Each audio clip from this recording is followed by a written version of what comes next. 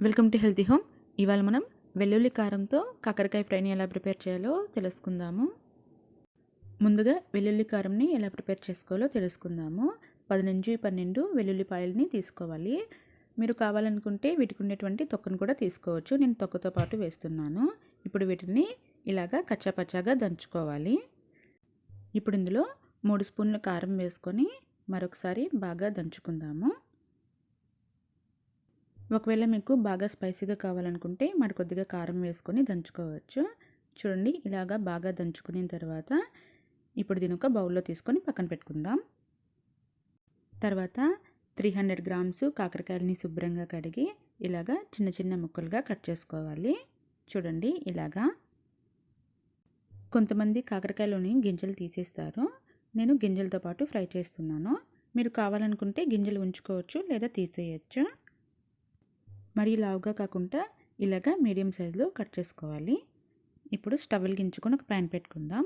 ఇందులో మనం ముందుగా కట్ చేసి పెట్టుకున్నటువంటి కాకరకాయలని వేసుకుందాము. ఇప్పుడు ఇందులో అరకప్పు వాటర్ వేసుకుందాం. తర్వాత రుచికి సరిపడినంత సాల్ట్ వేసుకుందాము. తర్వాత అర స్పూను పసుపు వేసుకుందాం. ఇప్పుడు మూత పెట్టేసి లో ఫ్లేమ్లో 5 నిమిషాల పాటు ఉడికించుకుందాము. 5 నిమిషాల తర్వాత మూత తీసుకొని ఒకసారి బాగా మిక్స్ చేసుకుందాము. తర్వాత మళ్ళీ మూత పెట్టేసి మరొక 5 నుంచి 7 నిమిషాల పాటు ఉడికించుకోవాలి. అంటే మనకి వాటర్ ఇంకిపోయేంత వరకు. చూడండి, వాటర్ అనేది ఏమీ లేదు. అలాగే మనకి కాకరకాయ కూడా చక్కగా ఉడికిపోయింది. ఇప్పుడు స్టవ్ ఆఫ్ చేసుకొని దీని ఒక బౌల్లో తీసుకొని పక్కన పెట్టుకుందాం. తర్వాత స్టవ్ వెలిగించుకొని ఒక ప్యాన్ పెట్టుకుందాం. ఇందులో 3 స్పూన్లు ఆయిల్ వేసుకుందాము. ఆయిల్ కొద్దిగా వేడెక్కిన తర్వాత అర స్పూన్ ఆవాలు, అర స్పూను మినపప్పు, అర స్పూను జీలకర్ర, 1 స్పూను పచ్చిశనగపప్పు వేసుకొని లైట్గా ఫ్రై చేసుకుందాము. ఇవి ఫ్రై అయిన తర్వాత ఒక రెమ్మ కరివేపాకు వేసుకుందాము.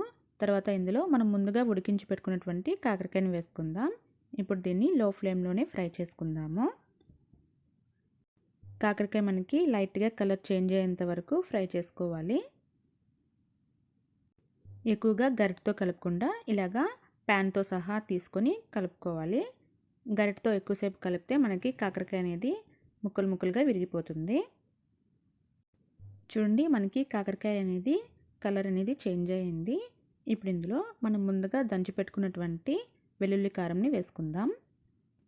ఇప్పుడు దీన్ని బాగా మిక్స్ చేసుకొని లో ఫ్లేమ్లో మరొక 5 నిమిషాల పాటు ఫ్రై చేసుకుందాము. ఇలాగా బాగా మిక్స్ చేసుకున్న తర్వాత ఒకసారి సాల్ట్ని చెక్ చేసుకుందాము. సాల్ట్ కొద్దిగా తక్కువగా ఉందండి, అందుకని నేను కొద్దిగా సాల్ట్ వేస్తున్నాను. ఇప్పుడు బాగా మిక్స్ చేసుకుందాం. ఇది మనకి ఫ్రై అయిపోయిందండి. ఇప్పుడు స్టవ్ ఆఫ్ చేసి దీన్ని ఒక బౌల్లో తీసుకుందాము. ఇంతేనండి, ఎంతో టేస్టీగా ఉండేటువంటి వెల్లుల్లి కారం కాకరకాయ ఫ్రై. ఇది రైస్లోకి సైడ్ డిష్గా చాలా బాగుంటుంది. తప్పకుండా ట్రై చేయండి. Thank you for watching. Please subscribe to my channel.